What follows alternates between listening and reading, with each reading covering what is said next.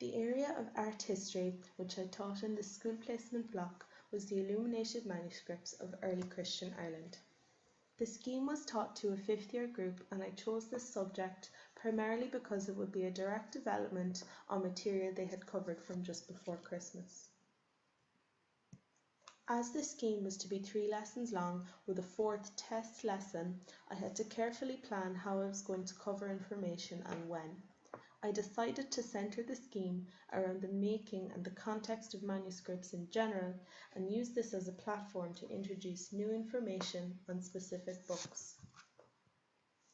From reviewing past exam questions on this subject, I found that a lot of questions asked students to discuss more than one manuscript, and with an emphasis on influences and decorative aspects of manuscripts.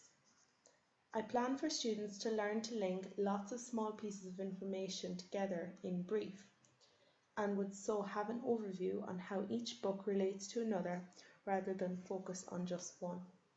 Some of the other aims I had for this scheme were to develop my own experience with delivering PowerPoint presentations that would engage a group of students and flow seamlessly with class discussions.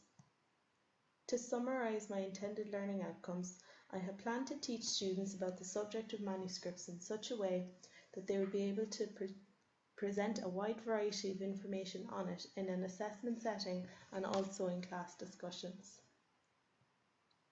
I tried to use as wide a variety of teaching methods and resources as possible by attempting to get a good mix of digital resources and also primary sources.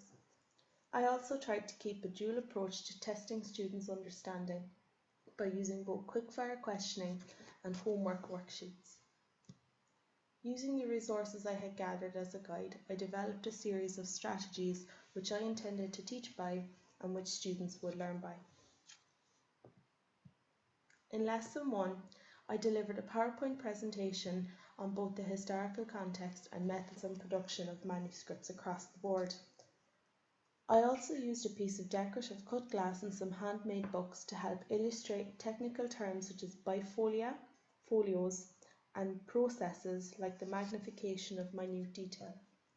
After the first lesson, I observed another art history lesson, and it became clear to me that I had made my PowerPoints too text heavy and with not enough imagery. I adjusted this for the second lesson. Also in Lesson 1, I distributed a 3-page work booklet which recapped on material from the PowerPoints. I questioned students briefly on a selection of the content, and they completed them for homework. At the beginning of Lesson 2, I questioned students on their answers. This was a good way to recap on material from the first lesson quite quickly. In the second lesson, I continued with the PowerPoint presentation technique from the previous week, this time with a focus on the Cathach and the Book of Durrow. I placed a strong focus on the development of decoration aspects within these two books, and held an image analysis discussion where I asked the group to describe the similarities and differences between these images using binary opposites as a starting point. For homework, I asked students to make a 10-minute sketch of a detail from the Book of Durrow. The results were varied, but across the group, students did a good job of practicing how to sketch part of a manuscript without getting too caught up with unnecessary detail. The third lesson was the only lesson I had planned to cover the Book of Kells in. Students watched a video on the Book of Kells with text accompanying visual imagery. While they watched it, they actively looked for information within it to complete a fill-in-the-blanks style worksheet. The video was very effective in introducing a lot of content in a short space of time. However, parts of it were a little drawn out, and if I was to repeat this again, I would possibly try to source a more concise piece or make one myself. Even though there were no students in this class with statemented special needs or learning difficulties, I was still concerned that students would find it hard to link lots of different points of information together. I composed a compare and contrast table which I distributed in the third lesson and partially completed with students.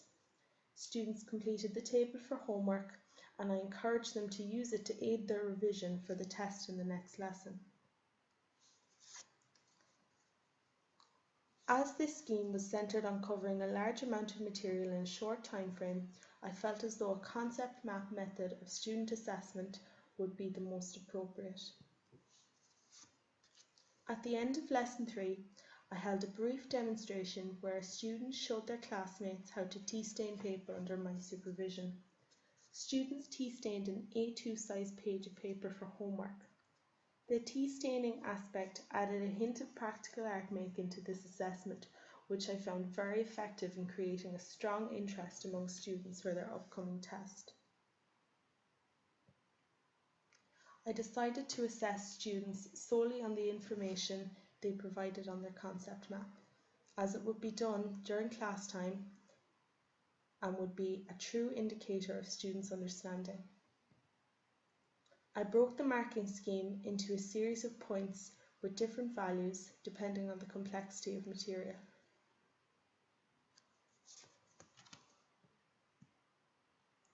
Evaluating students' maps, I was able to identify 3 categories of work. The most successful maps were clearly presented, with a good range of information and a wide variety of links made between manuscripts. The middling maps were more like spider diagrams, as there were no attempts made to connect books together. Because of this, the information in them tended to be a little repetitive, even though there was a lot of it. The least successful maps were ones which did not include all 3 manuscripts and or spend too much time on the decorative aspect of the maps. For the most part, students achieved the intended learning outcomes of this scheme. In hindsight, I think the provision of a compare-contrast table was a good idea, but the evidence of students learning here may have been hampered by not dedicating enough time to demonstrating how to correctly compose a concept map as opposed to a series of spider diagrams. However, on the majority of maps, students did demonstrate having prepared for the test, as they were able to provide a lot of information on the subject matter. Worksheets, in particular the video worksheet, was a very effective way for students to revise any notes they had taken. I found that phrases and sentences from the video worksheet were quite common among the concept maps, and students were able to describe sentences in full in great detail. The format of the scheme was a success, as students learned about manuscripts in a way that could equip them to discuss the subject in many different guises in the future. And it was evident from students' concept maps that they were able to discuss large amounts of information in brief. If I was to teach this scheme again in the same time frame, I would focus solely on covering the Catholic and the Book of Durrow, as the Book of Kells was far too complex a topic to squeeze into one lesson. If I was to teach this subject again in an altered time frame, I would keep the format of covering general information and then developing it into specifics, but just allowing more time for the specifics. I would also be more aware of how to create a PowerPoint presentation for a second level group of students. Thank you.